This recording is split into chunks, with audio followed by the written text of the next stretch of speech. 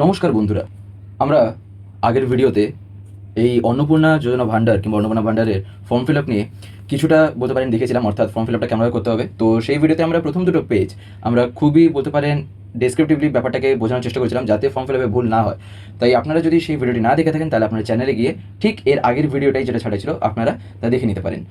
তো আজকে আমরা তার পরের কয়েকটা পেজ যতটুকু সম্ভব হবে এই ভিডিওতে আমরা কভার করার চেষ্টা করবো। যেমনটা ঠিক আমি এর আগের ভিডিওতে বলেই দিয়েছিলাম যে হয়তো একটা দুটো ভিডিওতে সম্পূর্ণটা হয়তো কভার করা যাবে না, তার জন্য কয়েকটা ভিডিও লাগবে, যেহেতু আমরা বিস্তারিতভাবে শুনছি যাতে আমাদের ভুল ভ্রান্তি না হয়। যাই হোক, আমরা সরাসরি তাহলে আমরা যাই এই 3 নম্বর পেজে যা আছে।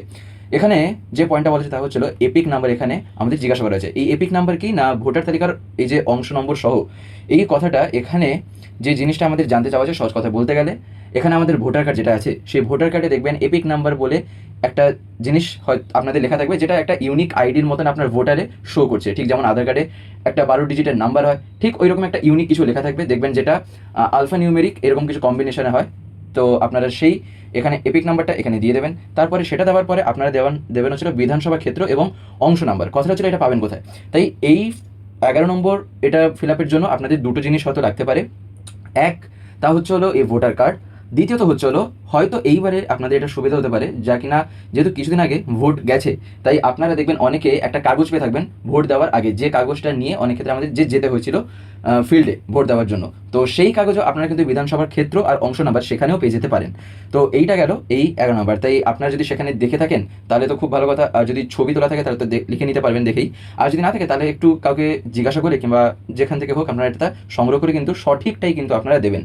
তো তারপরে এখানে যেটা চাওয়া হচ্ছে তা ছিল বিভাগ। এখানে বিভাগ অর্থে যে জিনিসটা আমাদের এখানে দিতে হবে তা হচ্ছে হলো এখানে অসংরক্ষিত নাকি অসংরক্ষিত আর্থিকভাবে দুর্বল শ্রেণী, তপশিলি জাতি অর্থাৎ এসসি এসটি ওবিসি, না এখানে মানে যে যে বলতে পারেন বিভাগের মধ্যে আসেন এখানে যেন আপনারা সেটাই দেন। তবে এখানে একটা কথা কিন্তু নির্দেশনার মধ্যে খুবই ম্যান্ডেটরি আকারে দেওয়া আছে, তা কি না তা হচ্ছে হলো শংসাপত্র। অর্থাৎ মানে যে ক্যাটাগরিরই আমরা হই না কেন, আমরা যাই হই না কেন, তবে এখানে শংসাপত্র দিতে লাগবে যদি তার জাতিগত বলতে পারেন আর্থিকভাবে দুর্বল শ্রেণী যেগুলো বলতে পারেন এখানে মেনশন করা হয়েছে। সহজ কথা বলতে গেলে সেসব ক্ষেত্রে কিন্তু আপনাদের বলতে গেলে এক প্যাকেটে জেরক্স আকারে আপনাকে একটা ডকুমেন্ট হিসাবে সেটা দিতে হবে।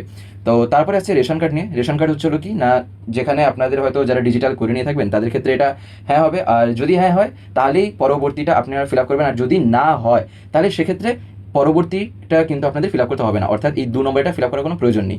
আর তৃতীয়ত যদি আপনাদের নাই থাকে তাহলে মোটামুটি তৃতীয়টাও হয়তো হবে না। তো এরকমের রেশন কার্ডটা আপনারা করে নেবেন। তারপর ছিল সম্পদ। এইখানে কিন্তু খুবই বলতে পারেন ডিটেল করে জিজ্ঞাসা করা হয়েছে অনেক ধরনের কথা, যেগুলো বলতে পারেন খুবই বলতে পারেন এমন একটা ইনফরমেশন যেখানে সহজ কথা বলতে গেলে আপনাকে এস্টিমেট করে নেওয়া হচ্ছে, আপনাকে পুরো একেবারে যাচাই করে নেওয়া হচ্ছে যে আপনার সম্পদ কেমন কি আছে, অর্থাৎ আপনার কতগুলো বাড়ি আছে কিংবা পাকা ঘর আছে, পারিবারিক জমির মালিকানা, আপনি কোনো জমির মালিকানা কিনা, কিংবা বলতে পারেন আপনার কোনো গাড়ি ঘোড়া আছে কিনা, কোনো 4 চাকা গাড়ি আছে কিনা ইত্যাদি, মোটর চালিত 4 চাকা গাড়ি যেখানে দেখেন জিজ্ঞাসা করাই হয়েছে। তো এইগুলো আপনারা ঠিক যেমনটা আপনাদের যদি থাকে আপনারা সেই অনুসারে এটা পূরণ করবেন, আর যদি না হয় তাহলে এটা পূরণ করার কোনো প্রয়োজনই নেই, অর্থাৎ এই যানবাহনটা। তাছাড়া কিন্তু পরিবারের সকল সদস্যের মোট জমির পরিমাণ শতকে যদি থাকে তাহলে দেবেন, আর ঠিক সেরকমভাবে 1 আর 2টাও আপনারা একই রকমভাবেই করবেন যদি আপনাদের যেমনটা থাকবে ঠিক সেরকমভাবে।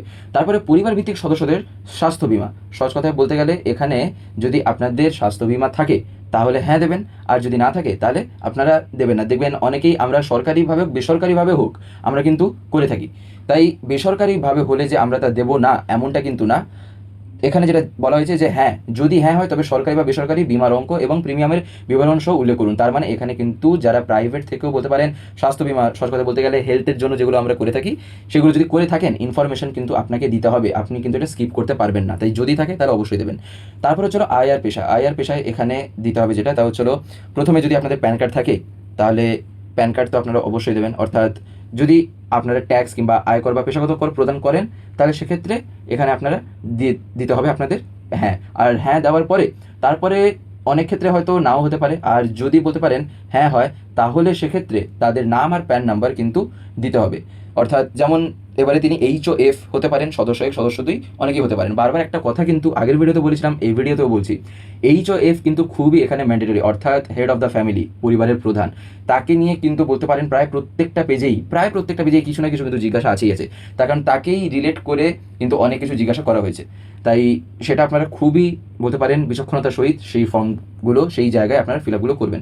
কর্মসংস্থানের ধরন, এখানে কর্মসংস্থানের ধরন বলতে আপনারা কি করে থাকেন না করে থাকেন, আপনাদের বলতে পারেন সরকারি কোনো যদি চাকরি থাকে, বেসরকারি যদি কোনো জায়গায় আপনারা কাজ করেন, বা যেরকমভাবে হোক না কেন, যদি পরিযায়ী শ্রমিকও হন, যদি বেকারও হন, যা আছে সেটা কিন্তু এক্স্যাক্টলি দেবেন। এখানে কোনো রকম ভুলভাল তথ্য কিন্তু দিতে যাবেন না। তা না হলে প্রসেসিংয়ে কিংবা ভেরিফিকেশনে কিংবা পোর্টালে আপলোডে যখন তখন যেমন তেমনভাবে কিন্তু রিজেক্ট হয়ে যেতে পারে।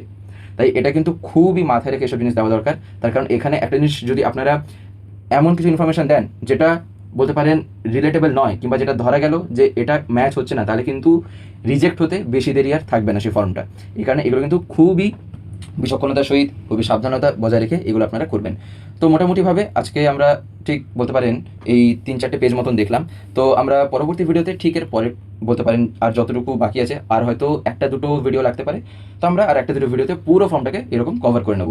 তো আশা করি আপনাদের কোনো যদি ইনফরমেশন পেতে কিংবা অন্নপূর্ণা ভান্ডারের ফর্মটা ফিল আপ করতে যদি সুবিধা হয়ে থাকে, তাহলে আপনারা অবশ্যই একটি লাইক করে দেবেন, শেয়ার করে দেবেন। আর যারা যারা এরকম আরও বিভিন্ন ভিডিও পেতে চান, বিভিন্ন রকম নিউজ জানতে চান, বিভিন্ন রকম বলতে পারেন খবর যদি আপনারা জানতে চান, তাহলে আপনারা চ্যানেলটিকে অতি অবশ্যই সাবস্ক্রাইব করে রাখবেন। ধন্যবাদ।